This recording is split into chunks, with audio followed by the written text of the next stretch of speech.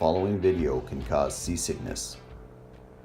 Now that you've been warned, here's a test ride using my brand new Feiyutech WG2 waterproof wearable gimbal. For this test, to isolate the device from the motorcycle vibrations, I mounted it on a Gopro chest harness. On top of using the gimbal, I used my Gopro Session 5, which also has image stabilization. My initial impressions of the WG2 were very good. When handheld, it tracks extremely quickly and smoothly. My disappointment came when I realized it had trouble keeping up with the G-forces. It will most likely perform great if you're walking, jogging, running, skateboarding, but had I seen footage like this before buying, well, I probably would have looked into other options.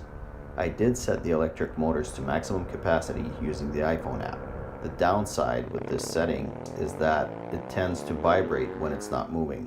What initially got me sold on this was it's waterproof and was within my budget. I paid about 250 Canadian plus tax and shipping. I contacted both the Amazon seller, who then asked me to contact Feiyutech directly after a few weeks of back and forth emails, and I was eventually told the device was working as intended. So this is definitely not a faulty one. When you look at the horizon, both the GoPro and the gimbal do a great job at keeping it stable. I just wish it would stay level and have less of an up and down motion, and even sometimes sideways motion. There is no option in the app to lock the two other axes to use it as a one-axis gimbal.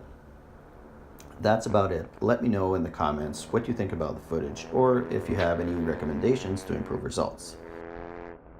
Now I'll just shut up and let you enjoy the rest of the soundtrack, which is provided by the BMW R9T Urban GS.